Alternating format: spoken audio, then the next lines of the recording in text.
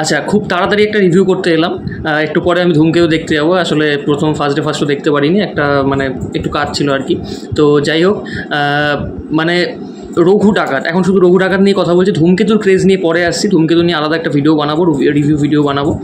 তো ধূমকেতু তো মানে বক্স অফিসে মানে যা নয় তাই করছে, যাচ্ছে তাই করছে আর কি। মানে এরকম গ্র্যান্ড ওপেনিং বাংলা সিনেমা এর আগে দেখেনি। 2.1 কোটি প্লাস, মানে এখনও একটা ঠিকঠাক ফিগার পাওয়া যায়নি। তো যাই হোক, এটা অ্যাপ্রক্স একটা ভ্যালু।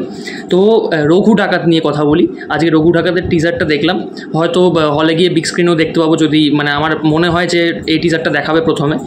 তো সেই এক্সপিরিয়েন্সটা আমি জানি না কীরকম হবে, মানে কি ব্যাঙ্গার আসতে চলেছে, কিন্তু ছোট স্ক্রিনে দেখেও যা বুঝলাম, হ্যাটস অফ। কি করেছে মানে প্রথম অ্যাট্রাকশন তো দেব নিজে, মানে তাকে রঘু ডাকাত হিসেবে যেভাবে প্রেজেন্ট করেছে।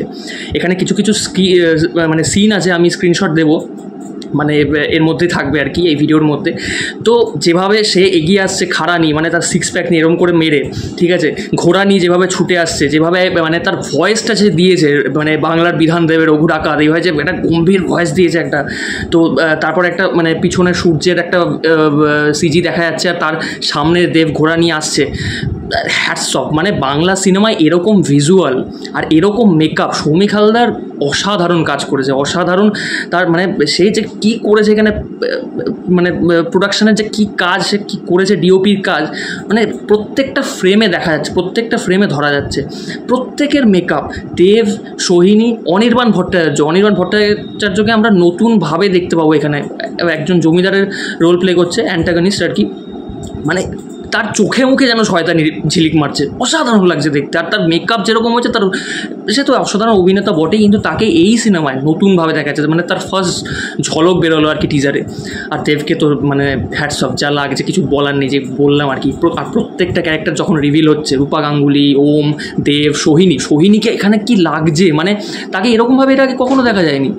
মন্দার একটু অন্যরকম ওয়েতে দেখা গেছিলো, কিন্তু এইরকমভাবে একজন নায়িকাকে যেভাবে ইউজ করা হয়েছে একজন ডাকাত হিসেবে, যেভাবে সে অ্যাকশন করছে, অসাধারণ লাগছে দেখতে। যেভাবে সে খাড়াগুলো চালাচ্ছে, মানে দেবের পাশে এত ভালো লাগছে দেখতে। আর প্রত্যেকটা ক্যারেক্টারকে ইন্ট্রোডিউস করানোর সময় যেভাবে বিজিএমগুলো ইউজ করা হয়েছে, তো এরকম সাউন্ড, এরকম মিউজিক, এরকম ব্যাকগ্রাউন্ড, বিজিএম, আর এরকম ভিজুয়াল বিগ স্ক্রিনের জন্য এই সিনেমাটা মানে এই টিজারটা যদি আজকে বিগ স্ক্রিনে দেখায়, সেটা তো একটা আলাদা এক্সপিরিয়েন্স হবেই। কিন্তু এই ফোনে এই ছোটো স্ক্রিনে দেখেও যেটুকু মানে বুঝলাম, ভাই আলাদা জিনিস আসতে চলেছে পুজোর সময়। মানে একটা সিনেমার হাইপ শেষ হতে না হতে 1-1.5 মাস পরেই পুজো, আবার একটা জিনিস আসতে চলেছে। আর সেই এই লেভেলের মানে প্রত্যেকটা এখানে যে বাজেট ইউজ করা হয়েছে, প্রত্যেকটা ফ্রেমে সেটা দেখা যাচ্ছে, প্রত্যেকটা জায়গায়, প্রত্যেকটা মানে ডিপার্টমেন্টে। তো এই ছিল রিভিউ। যারা দেখোনি যারা দেখোনি টিজারটা, এই রঘু ডাকাতের টিজারটা দেখে ফেলো, দেখে জানাও কমেন্ট সেকশনে তো তোমাদের কেমন লাগলো। তো আমি রঘু ডাকাতের ট্রেলারের জন্য ওয়েট করছি, আর ধূমকেতু রিভিউ তো আসবে, ডিটেল রিভিউ। তো আজকের মতো টাটা, বাই বাই।